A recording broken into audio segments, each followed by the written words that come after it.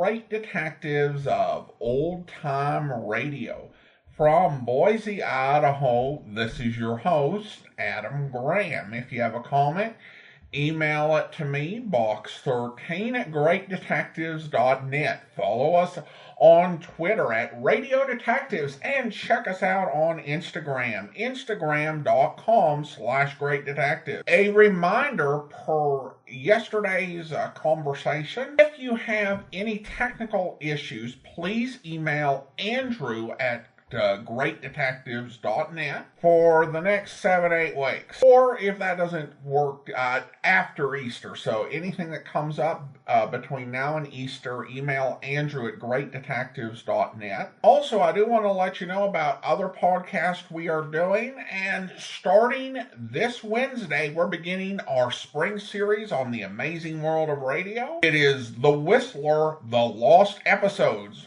For 6 weeks, we'll have 5 previously uncirculated episodes of The Whistler and 1 episode that has its ending restored at last. And you can listen to all of those over on the amazing world of radio over at amazing.greatdetectives.net. Well, now it is time for this week's episode of Mr. Chameleon, The Case of Death and the Dependent Husband. Original air date August the 4th, 1948. Let's go ahead and take a listen.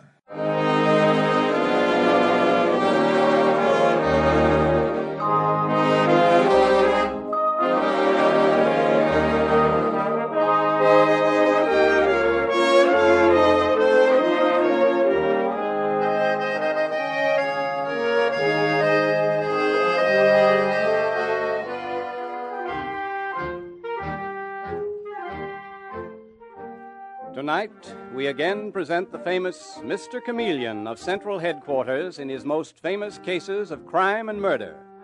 Brought to you by the makers of Bayer Aspirin. For those who do not know who Mr. Chameleon is, we give a quick sketch of his character.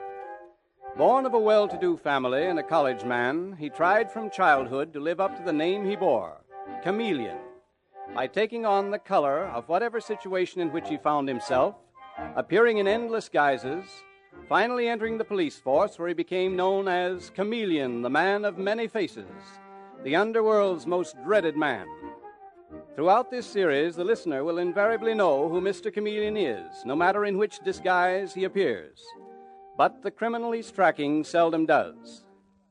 Tonight we give you Mr. Chameleon and the Case of Death and the Dependent Husband.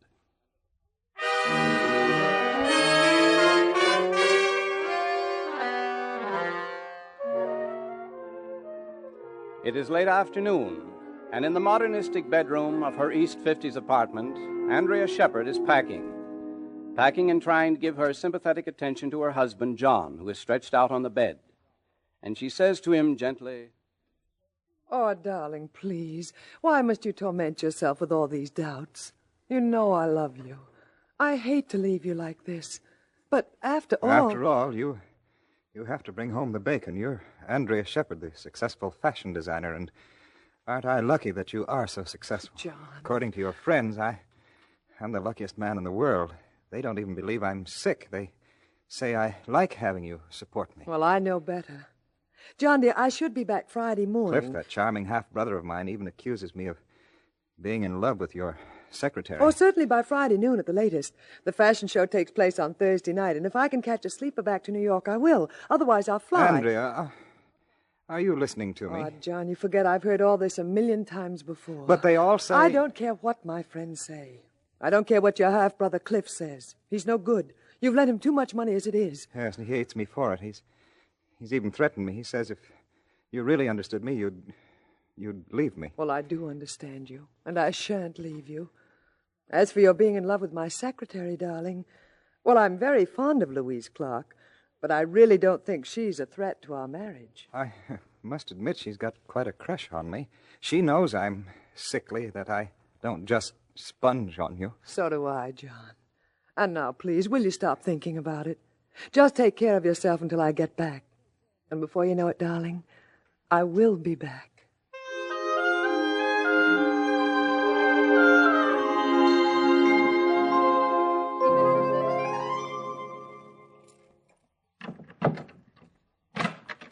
John, I'm home. John, sweetheart. Andrea. Oh, Andrea, thank heavens you're here. Well, Louise, what's the matter? He's dead. He's dead. Who? John. John. When I got here this morning to go over your mail, he didn't answer the bell. The superintendent let me in, and we found him in the kitchen, slumped over the table. He'd been dead for hours, Andrea. He'd been poisoned. John dead? No. No, he can't be. John! John!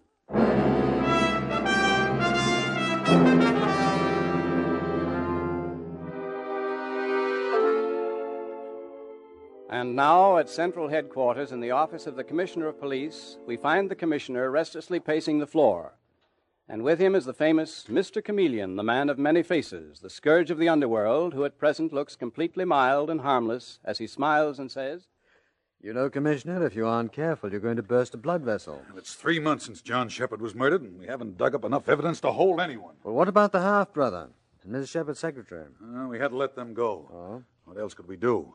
Louise Clark is an emotional, neurotic young girl who admitted she had an unrequited love for John Shepard. Unrequited love is a form of poison, too. Sure it is, Chameleon.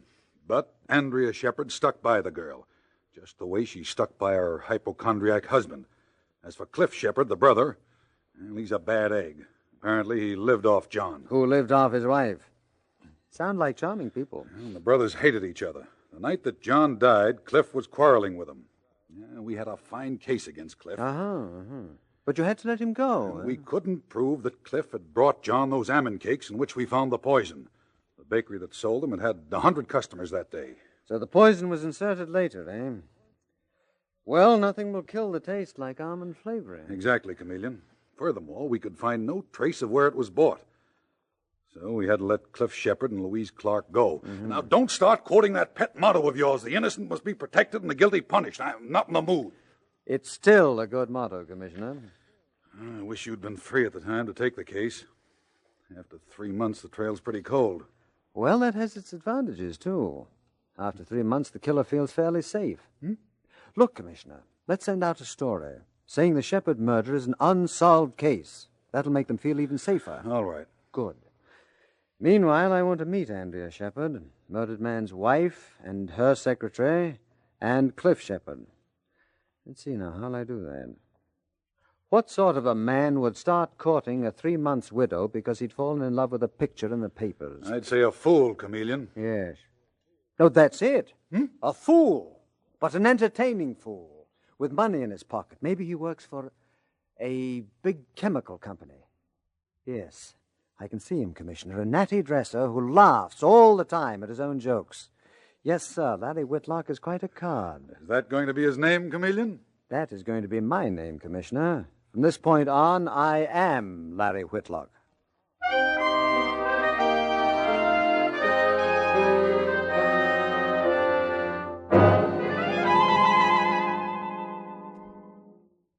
Darling, can hardly wait till tonight.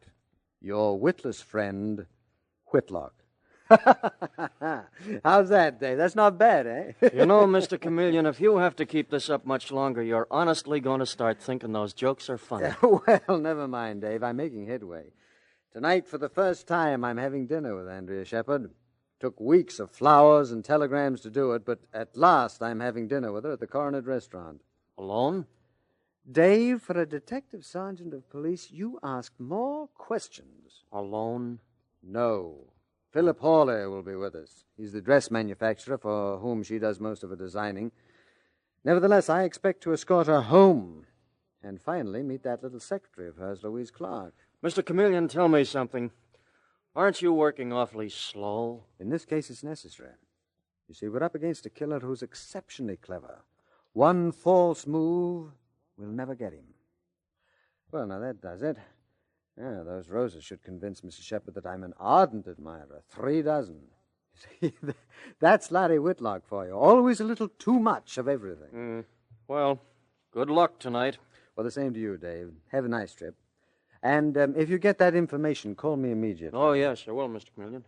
Dave, please. The name is Larry. Good old Larry Whitlock, who doesn't have the sense he was born with, but he's going to be the life of the party if it kills him.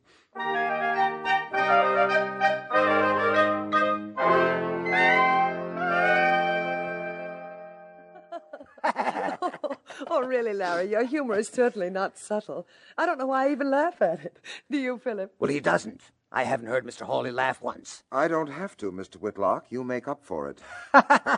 Not bad, not bad. It's not bad at all. Is it, Andrea? He has a nice wit, too. What do you mean too? Yeah. Beat you to it, Mr. Hawley, or rather we came out even. Mr. Whitlock, do you mind if I ask you a question? If you really work for that big chemical company... Well, don't you believe I do? Well, it's simply amazing to me that you ever stopped laughing long enough to hold such a job. Philip, really, you're being very rude. Larry's my friend, and he's done me a lot of good. I, for one, can use a little laughter. I'm sorry, Andrea. You're absolutely right. Mr. Whitlock, I apologize. Your apologies accepted, Mr. Hawley. No. Seriously, you've been extremely good for Andrea. And as her friend and employer, I appreciate that. I'm only sorry that I have to leave the two of you so early. But you'll see that she gets home all right, won't you, Mr. Whitlock? Oh, don't worry. Though I warn you, I'll make love to her all evening. Well, that's all right, just as long as she keeps on laughing. Oh. Andrea, I don't think he takes me seriously, but he will someday. He will. Now, let's see. What do I want for dessert? Oh, yes, we'd better order it if Philip has to leave soon. Yes. I know. That cake with almond filling that they make a specialty of here. I'm simply crazy about anything with an almond filling. Well, what's the matter? Oh, Andrea, oh, darling, I'm so sorry. How stupid of me. I completely forgot about your husband.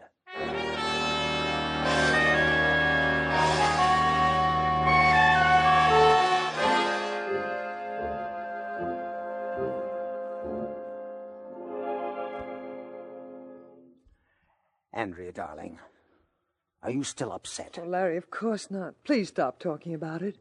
Oh, this is my apartment. You'll come in for a minute, won't you? Well, I'll come in for several minutes.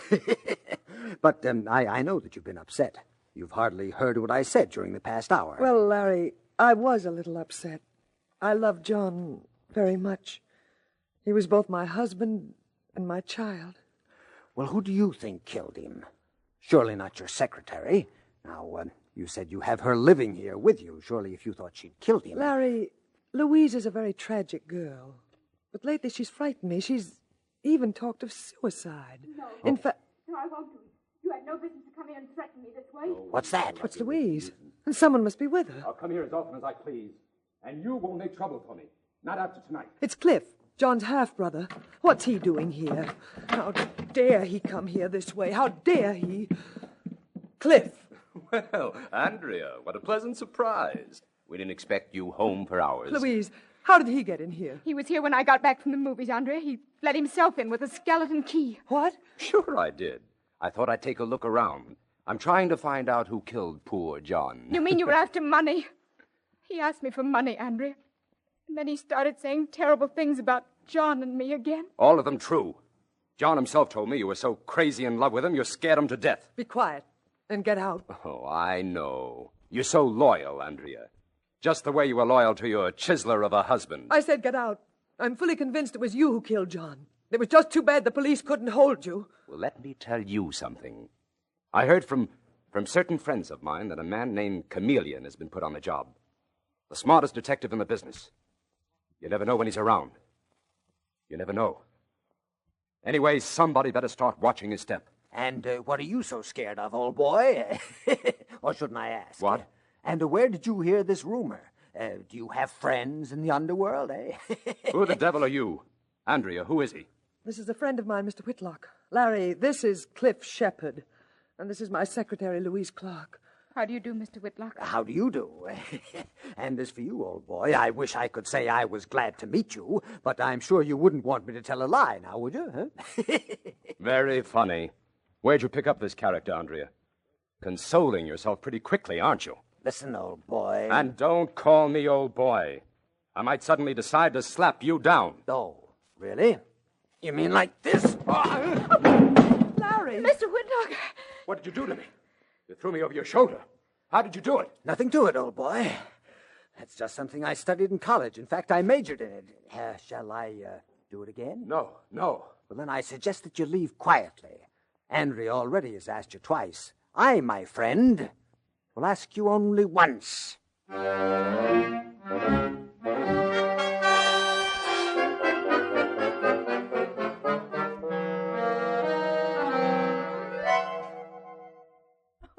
Oh, Larry, really, it was just too funny. I didn't expect it from you. I know. Most people think I'm good for nothing except clowning, Andrea. You know, if I were you, I'd be afraid of Cliff. I am. You also should be a little afraid of your secretary, Louise Clark. That's a very sick girl. You don't know which way she'll jump. Poor child. She's probably crying herself to sleep right now. Larry, you see that cigarette box on the table next to you? Yes. Open it. Oh. Plays a tune. Yes, that was John's favorite piece. Louise gave him the box. She spent a whole week's salary for it. Larry. What was that? It sounded like Louise. It came from her room. Come on. Louise, are you all right? Miss Clark? Try the door. It's locked. Locked? Oh, no. Louise, open the door. Oh, what's happening in there? Larry, what's happening? Get out of the way, Andrea. I'm going to break in the door. Louise. Miss Clark, what happened? Who did this? Oh, she's ill. Look, Larry, they're on the dresser. Some of the almond cakes, just like the ones that killed John.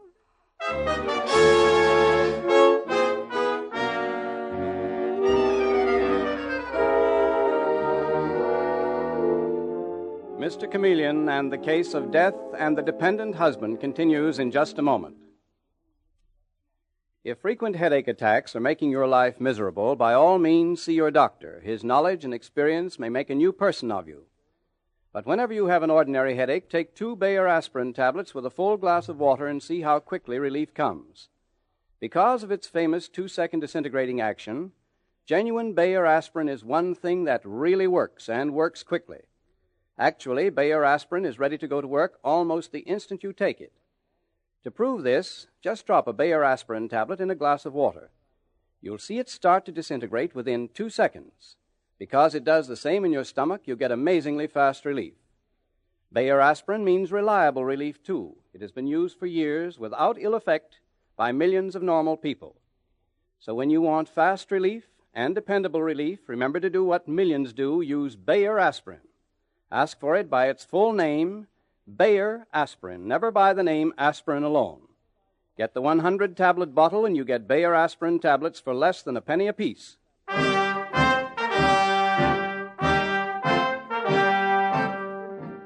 And now back to Mr. Chameleon and the case of death and the dependent husband.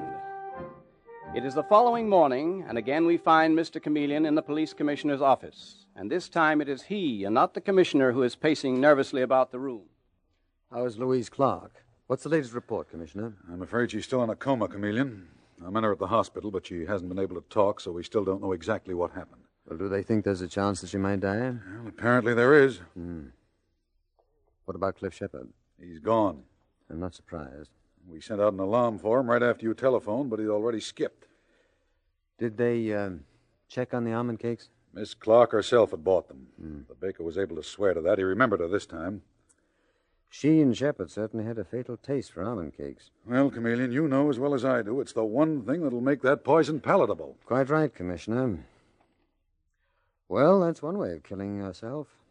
You think that's what it was? Attempted suicide? Possible. Almost anything is possible now. Lord knows Cliff Shepard had plenty of time to put the poison in those cakes. Been there at the Shepard apartment for some time when Louise Clark got in from the movies last night. Well, Chameleon, does it occur to you that if Cliff murdered John Shepard, he might have hidden the poison right there in the apartment? Oh, of course. Well, Commissioner, I guess it's up to me to locate that poison. I wish you luck. The Shepard apartment was searched this morning. The boys couldn't find any trace of poison anywhere. If only Dave Arnold would get in touch with me. Well, apparently Detective Sergeant Arnold is having his troubles, too. That's the most elusive poison I've ever come up against. I'd better get me a search warrant. Hey, wait a minute, Chameleon. Do you really intend to search Mrs. Shepard's apartment? I do. I have a hunch the poison's still there. And, Commissioner, I want to get my hands on it fast. But how the devil will you work it? Now, you're disguised as Larry Whitlock, a gay young blade who's employed by a chemical company. What reason could you give her for searching the apartment? The very best reason in the world, Commissioner. I'm glad you find it so funny. I'm sorry. As Larry Whitlock, I've acquired the bad habit of finding myself amusing. But it'll pass. And seriously, I'm going to search that apartment. And believe it or not, Andrea Shepherd will let me go ahead and do it.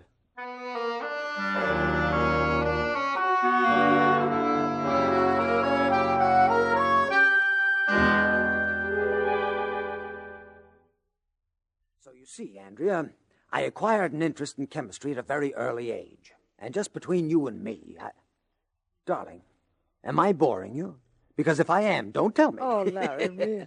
I haven't gotten a single laugh out of you all evening. Well, there are times when people don't feel like laughing. You seem to forget Louise may be dying. Oh. Did you go to the hospital this afternoon? Yes. She didn't even recognize me. I'm so frightened, Larry. I have a terrible feeling I may be next. Oh, no, darling. No, that's not possible. I'm here, aren't I? Not that that would stop it. Oh, Larry. Well, at least that got a little response. Andrea, I'm crazy about you. I'm simply crazy about you. No, please. No, I am. Now, don't pull away from me. I may be a clown, but I make love very nicely. No, Larry, no. Oh, saved by the bell. Oh, you see, you can't even be serious about your lovemaking. Honestly, Larry, I've never known such a character. Hello? If that's Philip Hawley, hang up. What's that? Oh, just a moment, please. It's for you, Larry, Mr. Arnold calling you from Buffalo. Oh, well, thank you. I left this number down at the hotel. Hello, Dave? Yes? You did? Good. Huh? Okay, Dave. That means I can close the deal immediately. Bye. Well, that was a fascinating conversation. Business? Yes, Andrea, a very big deal. And now, where were we? I was sitting with my left arm around Larry, you. wait, I have something to tell you. I shouldn't even have let you bring me home tonight. You see, my dear, I'm going to marry Philip Hawley. What? Yes. I'm not in love with him. I'll never be in love with anyone but John. But he's kind and so solid. Oh, and I'm not solid. Hardly. Oh, you're fun and full of tricks that amuse people. But I want someone I can lean on. I'm sorry, Larry. Well, darling, now I'll tell you something. I'm Mr. Chameleon. Who? Mr. Chameleon. You mean the famous detective? The one that Cliff Shepherd was talking about? Yes. Oh. What's the matter? Oh, I get the point. If I'm going to marry Philip Hawley, you're Mr. Chameleon. You really don't believe I'm going to marry Philip, do you? And you don't really believe I'm Mr. Chameleon. Fair enough. Well, I am going to marry Philip Hawley. And I certainly don't believe you're Mr. Chameleon, the famous detective. Well, then I'll have to prove it to you, darling. I'm going to search the apartment. Oh, Larry, you idiot. Yes, I am. Andrea, where shall I start? I wonder if the poison could be hidden in these books. Oh, now listen, Larry, fun is fun. No, nothing in the books. Well, what about this vase? No, nothing in there either. Larry, how long do you intend to keep this up? You certainly run a joke right straight into the ground. I have to prove to you that I'm Mr. Chameleon, don't I? I'm afraid I'll have to prove to you that I'm in no mood for jokes tonight. Will you forgive me, Larry, if I get you your hat? What? Go ahead, Andrea. Will you forgive me if I tap the woodwork to see if it's hollow? Oh, go ahead. No, seems to be perfectly solid. Just like my head. Beat you to it, darling. Larry, where did you leave your hat? Put it in the closet. Now, let's see. Cigarette box. Musical cigarette box that plays a tune when you raise the cover. Nothing but cigarettes. Unless... What are you doing? What, dear? What are you doing with that box? Well, I'm going to examine it. Thoroughly, I might add. No, put it down. I won't have anyone touching that box. It belonged to John. Put it down. So that's where the poison is hidden. I thought so. Well, I'll have to pry off the top of the lid. Don't you touch it. My. But we're getting excited, aren't we? Let's see. Where is my penknife? Here we are. I warn you, if you touch that box, Larry, I will... Chameleon is the name. And I happen to have a search warrant right here with me. You won't need it, Chameleon. Put it away. What? Philip. Well, if it isn't Mr. Philip Hawley, the not-so-solid businessman, my successful rival, or John Shepherd's successful rival, I might add. The two of you planned his death together, didn't you? Save your breath, Chameleon. It won't do you any good. And drop that penknife. That's better. Andrea, search him. See if he has a gun. I haven't. Search him, Andrea. But, Philip, you don't think... He's not really Mr. Chameleon? Of course he is. Oh, he fooled me, too. But you, Andrea, you little moron, you had to give it away. He guessed the poison was in the music Guessed? box. You practically told him. Like I couldn't help it. I was so nervous. Why shouldn't I be nervous? Why, that's right. It's poor Andrea who did all the dirty work. First John and then Louise, because Louise might suspect. As Andrea so rightly said, why shouldn't she be nervous? Aren't you just a bit nervous, Mr. Chameleon? You should be. You'll never get out of here alive to tell your story. I don't have to. What do you mean? Well, that phone call a moment ago was from Detective Sergeant Arnold, who was calling me from Buffalo. He called me, Andrea, to tell me that at last he'd managed to trace the sale of that poison. Philip. See, I sent Dave to Buffalo because I knew that you had spent quite a lot of time there, supervising your fashion shows. It was on one of your last trips that you purchased the poison, under another name, but the man who sold it will identify you. If he finds her. Also, needless to say, if anything happens to me, the police will know who did it. Philip, he's right. Yes, Andrea, but there's one little thing he's forgotten. At least if we get rid of him, we can make a run for it. How about it, Chameleon? Isn't that true? Quite true. Philip, don't go so close to him. Don't be silly. You don't think I'm afraid of him. I have a gun, and he has nothing. Nothing. Have you, Chameleon? No. Just the same, don't go too close to him. That's too bad.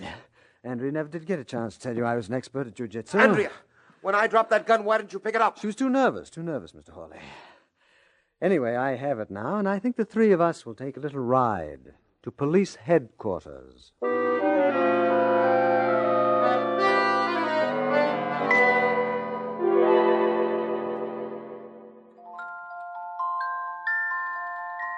You see, Mr. Chameleon? They hid the poison right here inside the music box.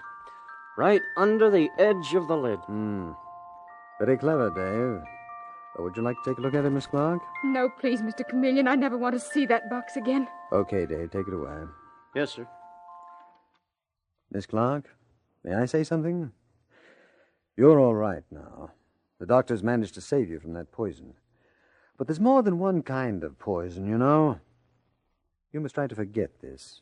You must forget John Shepard. I will.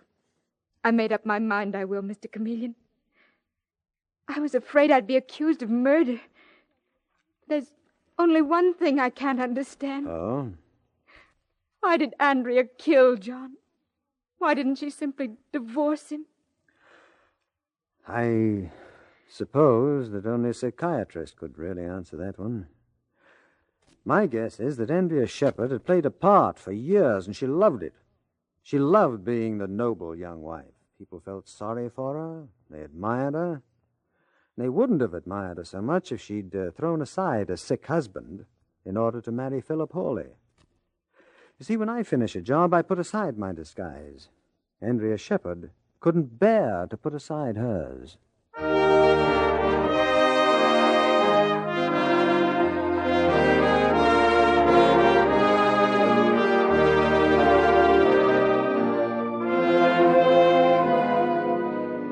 And with these words, Mr. Chameleon concludes tonight's murder case.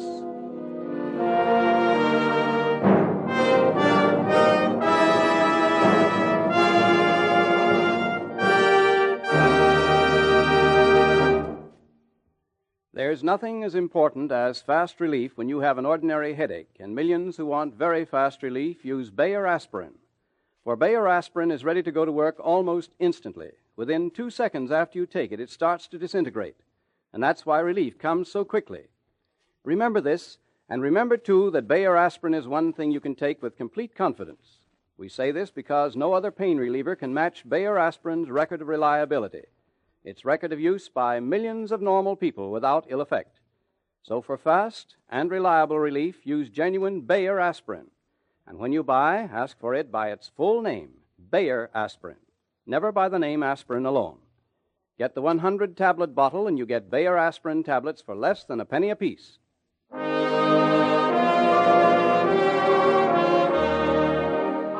Listen next Wednesday night at this same time for Mr. Chameleon, the man of many faces, in The Vestibule Murder Case.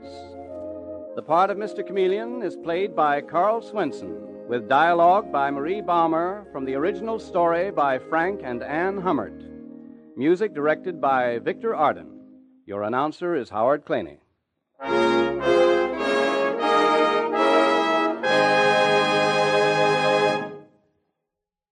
After years of work, a revolutionary new toothpaste has been developed called Lion's Toothpaste. By actual laboratory test on scores of individual teeth, it gets teeth 2.5 to 5.5 times brighter than any of the 5 leading brands. Brighter by far than any other toothpaste. New Lion's Toothpaste does this because it's a new kind of toothpaste with a formula that's completely new and radically different. A remarkable toothpaste that cleans without soap and polishes without chalk. Try it. Ask for Lion's Toothpaste.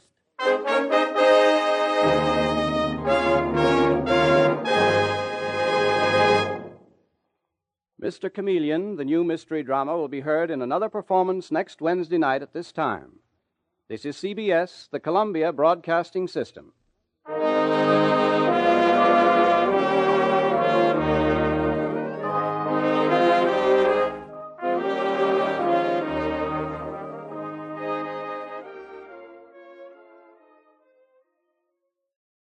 Welcome back. I was stunned when Mr. Chameleon said that he had used jujitsu. In my imagination, it was judo that was being used. So the pictures were way off. Okay, somewhat off. I did wonder about Mr. Chameleon saying he had majored in jujitsu.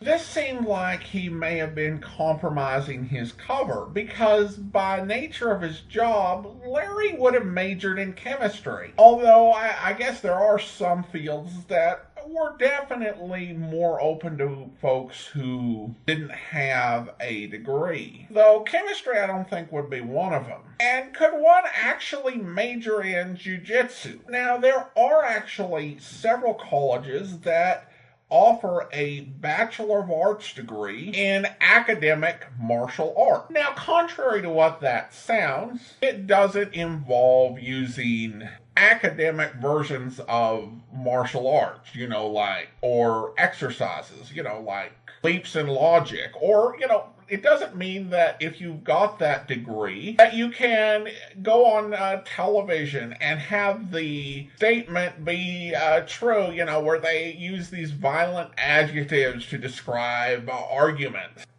A graduate goes on television and karate chops the arguments of the opposition. Academic martial arts, the degree is essentially a course where the specialization includes developing an academic and scholarly approach to the study of martial arts. And according to one of the schools that offers it, Porter International University in Sugar Land, Texas, completion of the course of study is the equivalent of a first-degree black belt. I don't think any such program was available when Mr. Chameleon would have been in college, probably sometime in the 30s. Also, it never really was explained how the half-brother, a relationship with the murder victim that ended up playing no role whatsoever, but it's never explained how he knew Mr. Chameleon is on the case, though I think that's something they should look into. Though I guess it says something about Mr. Chameleon as this master of disguise and impersonation, that he's able to do his work and not be suspected most of the time, even when people know that he's working the case. The martial arts skill also makes him stand out from Mr. Keene. Mr. Keene had Mike Clancy as his leg man and protector. Mr. Chameleon doesn't need that, which is part of the reason why Dave Arnold has less of a role than Clancy. I did question why it was that our murderess went on dates with Larry if she had already planned on marrying her boss. I think that it's not implausible because, one, it may have looked a little less suspicious if she appeared to, after, a reasonable period of mourning, to date at least one other man before marrying the boss. And I also don't really think that the boss was all that likable, and maybe she realized that, or maybe it came out more after they killed her husband. And someone like old Larry could actually be a nice little change of pace. I did actually like the way Chameleon explained the solution, and it may come back to the series being targeted towards a female audience. Most of your general audience mystery programs would describe the motive as passion, and the reason that she didn't try to get a divorce was because she would have to pay alimony, and it would ruin her business reputation. This episode suggests a more emotional explanation, that she feared what others would think of her for leaving her disabled husband or her horrible boss. And Chameleon's comment about the disguise was really telling. And I think that, when you do get to difficult quandaries and situations, you can choose a couple of different routes, good or bad, honestly. Or you can do what she did and decide, I don't want to make the decision to really stick things out and be there for him and support him, but I don't want people to think that I don't want to do that. And that can definitely lead to some dark places. So that was an interesting insight. I did chuckle a little bit when Chameleon's superior just out of nowhere belted, "I don't want to hear you say that motto." I didn't think he was about to say it, but apparently it's like, I know it's coming, and I got to stop that before it gets out. And then said it himself anyway. I wonder if there'd be interest in a t-shirt with that on it. I mean, I've talked about this before. The motto is such a obvious statement, but it's true. And it's really unique to this show. And I have to say, at this point, I've recorded 8 weeks ahead. I've listened to 11 episodes of this series and am surprised by how much I'm actually enjoying it. I did not get this series at all when we went through it back in 2013 and 2014, those 2 episodes. But there are some interesting choices here, both good and bad. This is never just dumb or dull.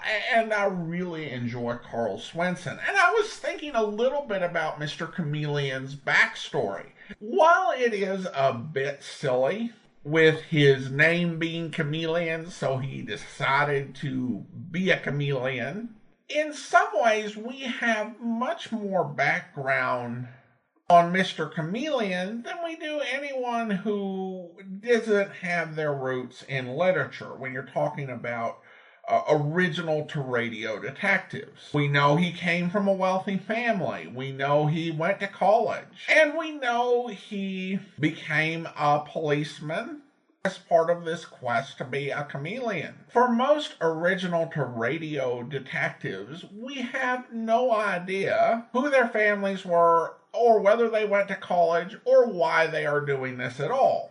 So this little bit of information we're given about Mr. Chameleon is actually a lot compared to most radio detectives. So those are just some thoughts, and I managed to go on quite a long time about Mr. Chameleon without any emails. So that's how much I'm getting into the series, so I hope you're liking it as well. Now it's time to thank our Patreon supporter of the day. Thank you to Teresa, Patreon supporter since October 2020, currently supporting us at the Seamus level of $4 or more per month.